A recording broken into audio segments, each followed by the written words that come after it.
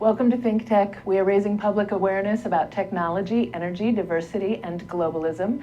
This show is Center Stage, and I am your host, Donna Blanchard, very proud managing director of Kumukuhua Theater. We're coming to you live from Pioneer Plaza in the heart of downtown Honolulu, very near Kumukuhua Theater. I am so elated to tell you that I am talking with a dear old friend, not too old, a dear friend of mine who is a theater teacher. He teaches at Westfield High School in New Jersey, so we are Skyping him in today. Welcome, Daniel James Devlin. Hello. Hello. How are you? I love you. So excited to be talking to you. And I had a great excuse to interview you because your theater program at Westfield High School just recently won recognition, correct? We did. We received recognition. We didn't win anything, but we did receive recognition. Okay, well that's no trophy? No. Nothing? Yeah, all right. But you were recognized as one of the best high school theaters in the country. That's true. And insane. That's kind of a big deal. It's really very exciting. It's very exciting. It's phenomenal. I mean, words fail me. So you're doing something very, very right there. We have a really small engine that can, and work very hard. I have amazing students who are responsible for that. It's really all about them. How long have you been teaching at Westfield? This is my 10th year at Westfield and my 7th year as the theater department director. Oh, I'm so proud of you. It's really cool. It's very, very cool. Danny, I know when we were, sorry, Daniel. Daniel and I went to college together. And we studied at Wright State University. When we were in school together, I don't think that teaching was necessarily where you wanted to go, but it always seemed to me that you were very dedicated to your high school theater department, and teaching is just a part of you, and working with the students always seemed like just the optimal place for you to be. Did you feel like that then? I did. I mean, as young people at Wright State, we both had these dreams of where we would be when we got to this age. And it's interesting how life takes us in places we did not expect. And it's that journey that I really try to share with my students, because I know they all have that journey ahead of them. And where they end up, who knows? But following their heart and their passion like we did back then is what I try to let them know is cool. It's okay to do that. Yeah, it's okay to do that and follow the path and see where it leads. Exactly. Yeah, because I don't spend much time on stage now. Managing a theater that isn't really the ideal job to have if you want to be on stage, ironically enough. But what I do is creative work that's really fulfilling, and if I hadn't gone through all of those years, of auditioning and trying and starving and figuring out, wait a minute, I want to pay my mortgage. If I hadn't gone through all of that, I couldn't be as effective as I am and as satisfied with where I am right now. Right. Absolutely. I mean, we always have, I still have that dream. I still have that, I wonder if I could do commercials now, or, I mean, because that's part of who I am. And I can share that with them, and that's a cool thing. I mean, I never really thought I would be a teacher, but I enjoy it tremendously. Oh, good. You know, my parents wanted me to be a teacher. They were hoping they were going to send me to college for this acting thing, and I was going to end up teaching, but I knew back then, packs of teenagers just intimidate the living hell out of me. And me too. I knew then, I know now that is not the place where I needed to be, but you always had it in you. Maybe. I mean, I think there's a part of me that was just, I've always liked to help people. Yeah. Um, So tell me, I think it's a gift, and clearly you're doing a fabulous job. So, what took you to Westfield in the first place? oh, my life since we have passed has been amazing. I ended up in Westfield out of sheer luck. Sheer luck. A friend of mine, I was living in Westfield, but I was working at a school that was 30 miles away, one way, 60 miles round trip every day. They mentioned the theater teacher was leaving and I might be interested in applying, which I did. But I didn't realize that in New Jersey you had to have a specific certification. And I had been teaching theater in Atlanta, Georgia for 5 years before returning to New Jersey. And when I applied, I didn't have the right certification. So the fine arts coordinator forwarded my application to the English department and they hired me.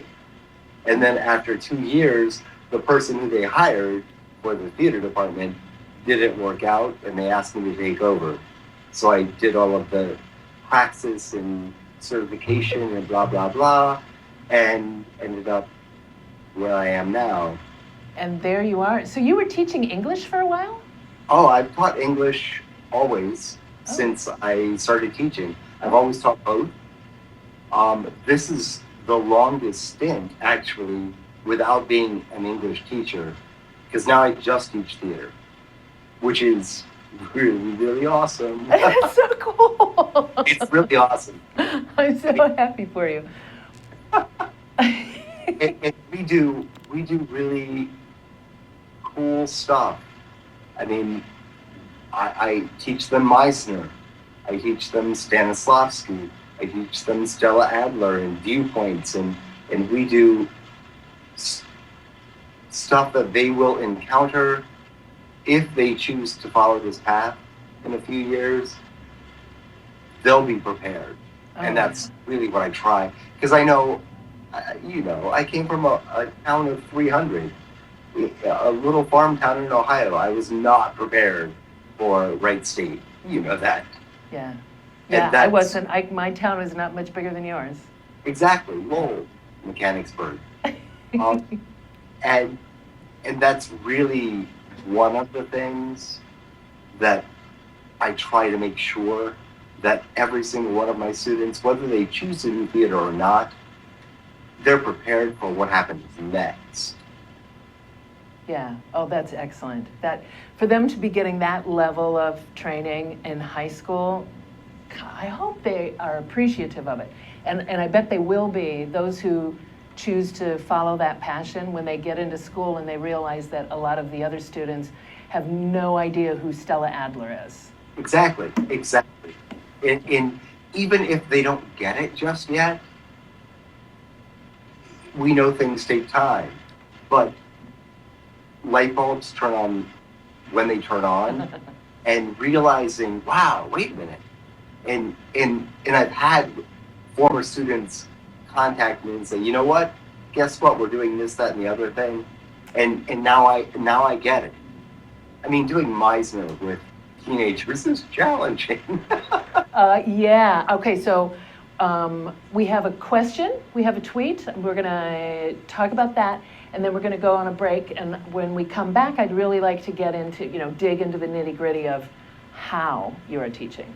Okay. So we have, and I wanted to mention that anybody who's watching live, you can tweet questions to us at ThinkTech HI. And the question comes from Mark Ward. And he says, what would you say to students on the fence about pursuing extracurricular arts and to parents that are hesitant to allow it? That's a great question. I love you, Mark Ward. And I tell all of my students and their parents, theater really combines everything that we want our kids to learn in high school. I mean, it makes them critical thinkers. It makes them problem solvers. They have to really think through a process by themselves to establish a character, to create. do that for them. They have to do that by themselves. And they have to also research. And I mean, it's like doing a research paper, but live on stage in front of 500 people, 1,000 people. And that is something that an English class, a history class, a science class doesn't provide them. But it also allows them to show that and to take pride in, guess what? I'm more than a standardized test score. I have things to offer. Oh, yeah. I really do think the arts help us be better human beings. Absolutely. Absolutely. We are on the same page with that. Oh my gosh. Okay, we got to take our first break, Daniel. I said it right. You are so devilishly handsome. Look at you. Please. Oh my gosh. We're gonna be right back. We're gonna take a little break. Please stay with us. We're gonna be right back with Center Stage on the ThinkTech Hawaii digital series. Stay put. Okay, this is ThinkTech Hawaii, and it's Wednesday. Every Wednesday is Energy Wednesday here in Hawaii, the state of clean energy, 4 to 5 p.m. every Wednesday. Come and listen to us. And just to show you what I mean, I'm going to ask Sharon to tell us more. Come and see us every Wednesday, as Jay said. And we have people like Jim Albers from HECO here and co-host Ray Starling here every Wednesday. We not only go on Olelo and OC16, but also stream live. So please come visit us, hear about the latest in clean energy. Okay, Jim, you've been here. You got any comment on all this? As important as energy is in all of our lives today, this is a great forum and a great format to vet those issues. So I encourage everybody to listen in and participate. Okay, Ray, what do you think for a close? Well, I think this is the greatest show in the energy world here in Hawaii. You can come here every week, 1 hour, and catch the latest on what's happening and hear from the people who really know what's going on, like Jim Alberts. We appreciate your coming today. Thank you. Ray Starling, Sharon Moriwaki, Jim Alberts, and Jay Fidel here in Hawaii, the state of clean energy, 4 to 5 Aloha. p.m. Wednesday. Aloha. Aloha. Hi, we're back and we're live. This is Center Stage on the ThinkTech Hawaii digital series. And if you would ever like to join us in our downtown studio here in the heart of downtown Honolulu at Pioneer Plaza, you may just email jay@thinktechhawaii.com and we will hook you up. We are talking with Daniel James Devlin, who is the head of the theater department at Westfield High School in New Jersey. We're Skyping him in and we're going to learn about how you are helping to shape the young minds of these people who are about to become better individuals and humanitarians through the power of art. So, first of all, is theater a class that a freshman can take at Westfield? Yes, actually, we have 4 theater classes. One is Drama 1, which is open to anyone. And then Drama 2, you have to have taken Drama 1. Drama 3 is the advanced class, and it's a happier class, Drama 3A and Drama 3B. And 4 or 5 years ago, I started a stagecraft class, which is technical theater, me teaching technical theater. And that is available to freshmen through seniors. So I teach freshmen through seniors all day long. Oh, wonderful. And like when you get to your seniors, with the advanced acting class, how much time do you have with them each week? We meet every day. It's a 42-minute class. Oh, that's good. Drama 3A and Drama 3B are half-year classes. You don't have to take them in the same year because, again, there are 3 acting classes, 1, 2, and 3. So as a junior or senior, you could take either or. It's a challenge in high school today, period, because the kids are expected to be more than they can be. Oh. I mean, they really are. I mean, in today's, I don't know if I could survive as a student today, because you have to get an A in everything. And you have to take honors physics and honors English and AP Lang, and plus you have to be a person and you have to take band and chorus, and it's very, very challenging. Drama 1 is they're all fine arts. So to graduate, you have to have fine arts credits. So I do get a lot of students in drama 1 who are maybe on the fence, but drama 2 becomes much more intense. And which how, is- how large are these classes? How many students do you have? Drama 1 tends to be 20 to 25 students. Drama 2 drops dramatically. I have one drama 2 class currently, and there are 17 students. Drama 3 drops again, and right now we're running at 14, which is below our cap, which is always nerve-wracking for me because you have to have 15 students to run the class. But they have allowed us to run at 15, 14, 13. Good. But That's a nice size. I mean, that's like a studio class size. That's a good exactly. number of And- people to be studying some really intense stuff. And we really do. And I was talking to the students about that today. It's like, what we're doing, a lot of people aren't doing. And most of my students aren't going to study theater. And I try to, from my English teacher perspective, I really try to make the connection how just as a love of learning, to know who Stanislavski is, or Meisner, or Shakespeare, or Moliere, or et cetera, it's not just about pursuing theater. But on the other hand, for those kids who are going to, again, as I said before, I want to make sure that they're better prepared than I was. And they are. I know that. You're seeing to it.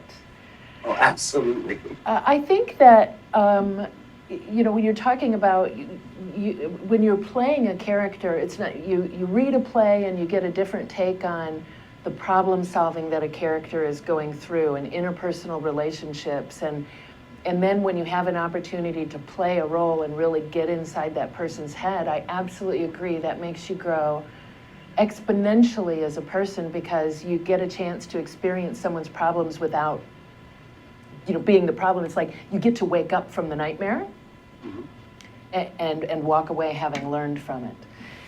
So let's talk about, so you got these students, particularly if you've got a class of 25 freshmen. Those are people who have got, they got some stuff going on in their heads and in their bodies that I don't even like to think about. It's hard to, they haven't experienced so much of what, the characters have that they need to play and they want to play. And do they really, it must be difficult to teach them the emotional language that you have to teach in order to teach theater, right? Oh, absolutely. And it's interesting because each class has its own dynamic. And by class, I don't necessarily even mean the students there, but drama 1, drama 2, drama 3A, 3B. I know that the drama 1 class is always going to be a very diverse group. And I mean, we have a curriculum that I revised this summer that we do follow, and drama 1 is not the most exciting information. It's Roman theater and medieval theater, but because it supposedly progresses historically. So drama 2 does Shakespeare and Commedia dell'arte, and then drama 3 goes from the 1800s to present day in a half a year. So what I try to do in drama 1, it's always the same. We talk about Roman theater. Actually, I start off with movement and breathing and diction because we have auditions the second week of school. And for freshmen who've never been on our stage before, just being on the stage and letting them stand there and breathe and articulate and project and do the things that they are going to have to do an audition in a few days, I think helps them. But then we study Roman theater, and we read about it, and we talk about it, and we watch a film. A funny thing happened on the way to the Forum. Oh. Just Sondheim and Prince and Abbott.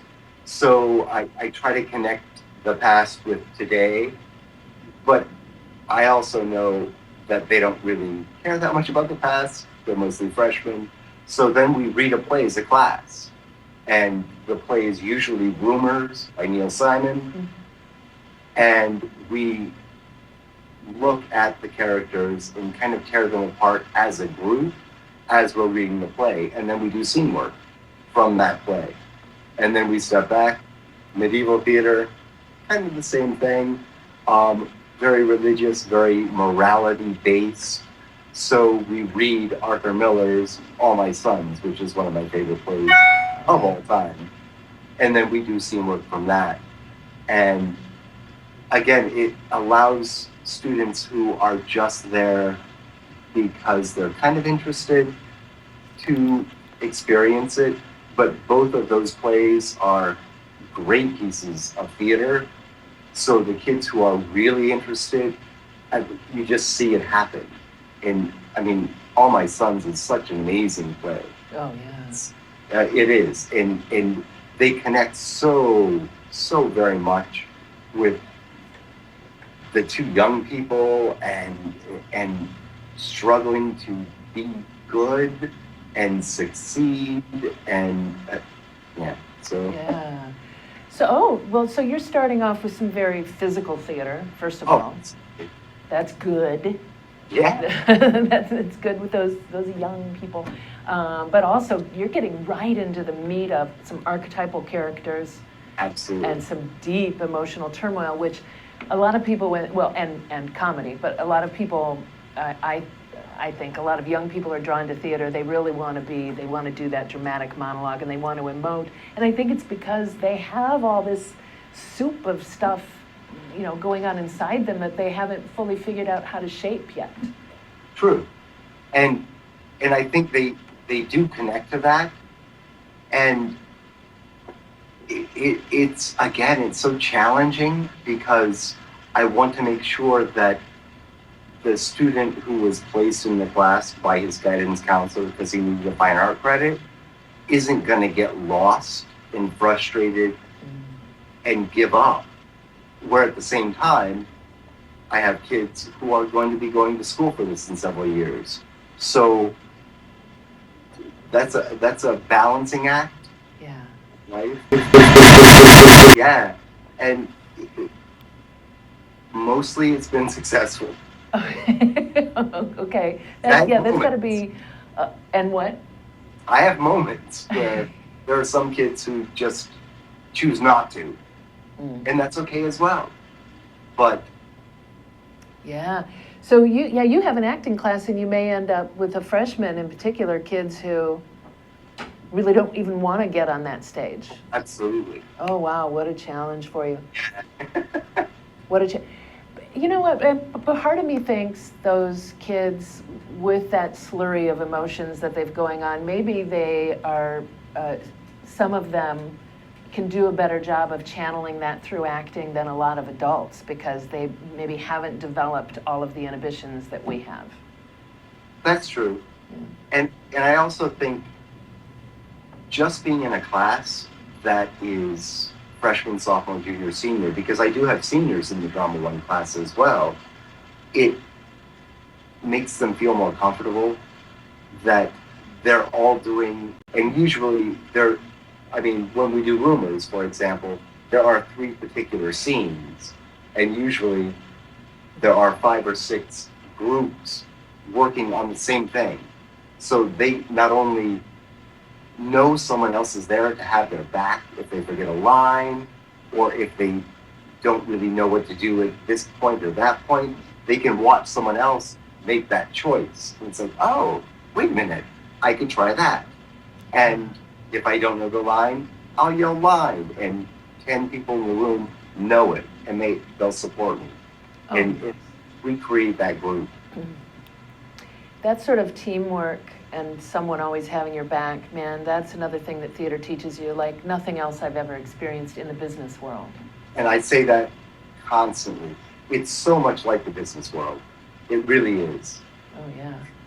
The lessons that they learn, whether they choose to become the next actor or whatever they choose to do, these lessons will go with them. I hope. Yeah, oh, they will.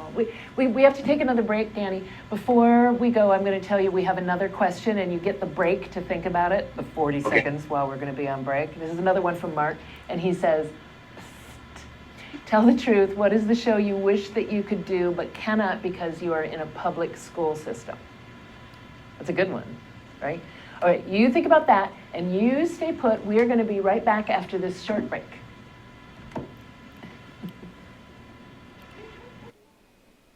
Aloha! How you doing? It's me, Angus McTech, wishing you to welcome and join us to see us on Hibachi Talk on ThinkTech Hawaii. Join my co-hosts, Gordo the Tech Czar and Andrew the Security Guy, every Friday from 1300 to 1345. We look forward to seeing you. We'll talk tech and we'll have some wee bit of fun. And remember, let your wing gang free wherever you be. Aloha!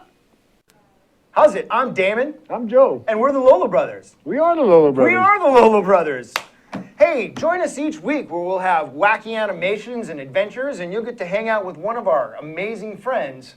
We'll talk about music and what Life else? in general. Life in general. All right. Current events. Current events. Technology. You can tweet us at ThinkTechHI. Tweet us. We enjoy And it. every Thursdays at 5 o'clock. Thursday. Join us. 5. Hi, we're back. We're live on Center Stage talking with Daniel James Devlin, who is the head of the theater department at Westfield High, the award-winning, recognition-getting Westfield High School in New Jersey. Okay, so you have an answer to the question. Well, yes, it's an interesting question because I have a lot of support in the school that I work, the district that I work, to make choices that are out there. I was talking to my students today at rehearsal. Right now we're doing the Cherry Orchard. It's Chekhov in high school. Last year we did the Laramie Project. The year before that we did Metamorphosis. And the year before that we did a little hotel on the side What from about Wright it? State. We did that at Wright State. It's a French farce. Oh, So they did a French farce, they did Metamorphosis, where we built a 2,300 gallon pool in the auditorium. oh my goodness. I know! And then we did the Laramie Project, and now we're doing Chekhov. The challenge really for me is, I know my students, I think about them far too much. Throughout the entire summer, I never stop. And what is going to work for them to really challenge them to grow a little, enough, because you can't make them go from point A to point F, but I can help them get to the next step. And the biggest challenge is I have so many talented kids that this year I cannot even believe in the spring we're doing Into the Woods, which the show just means so much to me. I saw it at least 35 times on Broadway because I had just moved here and I was so obsessed with Sondheim after, by the way, Bob Hetherington's version of Sweeney Todd that oh my gosh, which really changed my life. And I did Sweeney Todd 5 years ago at my high school, and that won Best Musical in the State. And it's taking those risks as a director and as a teacher. It's challenging because how many shows are there that have a cast of 15 or more? It's very hard to find. Right. And this year I found myself with Cherry Orchard, there were so many kids who I didn't cast, who are so talented, but so I there are some shows I would like to do, yes, that I can't do in high school. Um, But we did Bat Boy. Oh, Do okay. you know Bat Boy? I don't know the show that well. I've heard about it. And But you- it's a show. And I really, if we would have done this interview in May, our season this year would have been Macbeth and Carrie the musical. Oh, wow. Because one, I knew that I would have the support not only from the parents, but from my administration. Because I mean, Carrie is something, I love that show. I love that show. The music is amazing. The story is awesome. And it's really so relevant to today. It's about bullying. It's about religious extremism. It's about today. And that's how I present it to my administration and my students. And hopefully I have the kids who can rise to those roles. Mm. So wait, but you said you're not doing it. You changed. I did change. And again, that was looking at the students that I knew I would have coming back.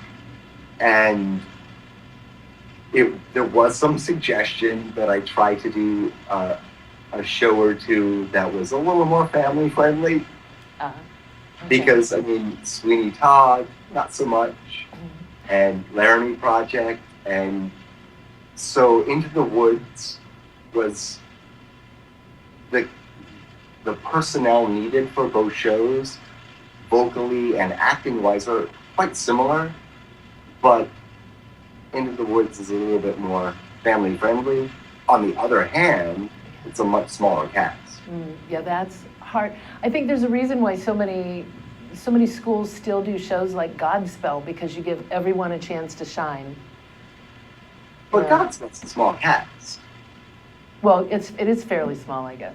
Yeah, I mean, and that's really my challenge. I mean, 2 years ago, is it two? 2 years ago, we did Anyone Can Whistle, Stephen Sondheim's first solo musical, which no one does, ever. No one does. Right. No one does it. But the music from the show is amazing. The message of the show is awesome. And I could put 49 students on stage, which is what I did. This year, Into the Woods will be the smallest musical I've ever directed. I've never directed a musical at Westfield High School that's had less than 45 students on stage. Oh my God. 45. Into the Woods, I'm hoping for 35. I have a few ideas how to include some people in meaningful ways, as opposed to, okay, you're a tree, that's not going to happen. But yeah, Anyone Can Whistle was a big risk. You know the show, the music is amazing, but it was one of the biggest flops in Broadway history. However, because we did that show, we ended up getting some press for high school. And I think that's what kind of led to the recognition that you were mentioning at the beginning. Ah. The Sondheim Review, which is a quarterly magazine dedicated to Sondheim, wrote an article on a high school show for the first time ever. And they reviewed our show. Wow, Danny, that is so awesome. On the back page, they had a picture of the girl who played Cora, the lead role, one of the two lead female roles. And she was a sophomore in high school. And it was her picture standing there at the end of the number. And right next to her was Elaine Stritch. And it was like, Maddie, do you realize? I mean, this is a national publication. And you're next to Elaine Stritch. Oh my God. And yeah. Now, okay, while we're talking, Zuri is showing some of the pictures that you sent me earlier today, and your shows are so technologically mind-blowing. Look at this. This is a high school theater, and it looks like these sets and costumes and lighting could be on Broadway. Yeah. we work really hard. Um, the musicals, we do hire professional lighting designers, and they've been working at Westfield for 20 years, long before I was there. The sets are designed by a teacher at the high school. The costumes are designed usually by students. The makeup is done by students. The program is really the students. And as unbelievable as that is, it's absolutely true. Most of what happens up there is done by students. Our stage managers, you would not believe them. They are more prepared than anyone you could ever want to hire, ever. 2 years ago, was it 2 years ago, I think, Sam Gruskin, who was our stage manager, applied for an internship, she thought, and was at the New York Musical Theater Festival, and it was an equity production. They didn't even know she was in high school. They saw her resume, which was absurd, and thought she was in college. They hired her, and on the first day, they're like, wait, you have graduation when? And she actually missed the last 3 weeks of school to do a professional production starring Robert J. Spencer from Next to Normal. And it was a real huge show. And she walked in and was fine because of what she had learned how to do, which is a cool thing. Man, that is cool. And a good stage manager is born, don't you think? Oh, they're born, but they're trained. There's a lot of training that goes into it, but you got to have that, and they got to keep everything working. In how I've managed to have these kids, I have no idea. Oh, year after year after year. You're making it happen, though. I mean, if it's happening year after year, you know you might have a little something to do with it. Yes, I'm in a good place. I'm in a good place. I'm not going to deny that. But I also, I do the best that I can to help them. Yeah, I bet you are such an awesome teacher to have. I try. I try. I'm sure that you do. The shows look absolutely amazing. What do you have anything in mind for the theater department moving forward? Any particular growth you're looking for? That's a good question.